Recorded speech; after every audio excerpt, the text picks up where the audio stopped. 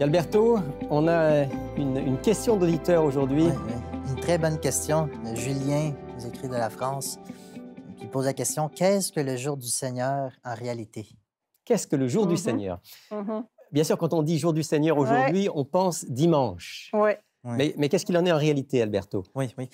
Avant de lire les Écritures, il faudrait dire qu'il ne faut pas lire la Bible avec notre contexte, avec notre culture, mais plutôt laisser la parole parler. Et puis dans les Écritures, on est certain de savoir que ce 7e jour ou le jour du Seigneur n'a pas un lien avec le dimanche, comme on pourrait le faire aujourd'hui, mais plutôt avec le sabbat, le samedi, le 7e jour de la semaine. Puis pour cela, je vais lire Marc, chapitre 2. Évangile selon Marc, chapitre 2, oui. Évangile selon Marc, chapitre 2, verset 28.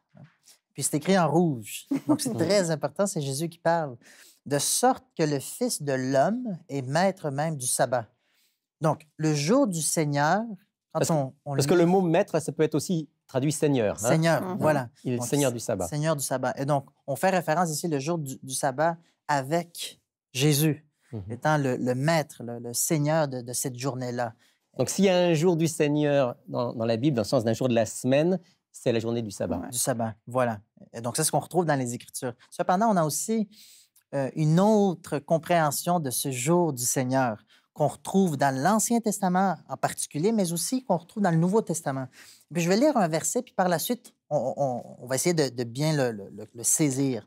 Donc, Joël, chapitre 2, verset 31, nous dit, Joël, chapitre 2, 31, « Le soleil se changera en ténèbres, la lune en sang, avant l'arrivée du jour de l'Éternel, de ce jour grand et terrible. » Donc ici, on voit que le jour du Seigneur ou le jour de l'Éternel qui vaut à cette journée de jugement. C'est le jour du jugement. Dernier, Son retour, là. Qui est une mauvaise nouvelle pour ceux qui ne sont pas avec lui, qui est une excellente nouvelle pour les enfants de Dieu. Voilà.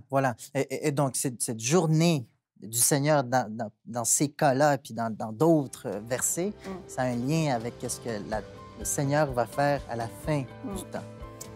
Merci, Alberto, pour cette explication. Merci à tous les deux.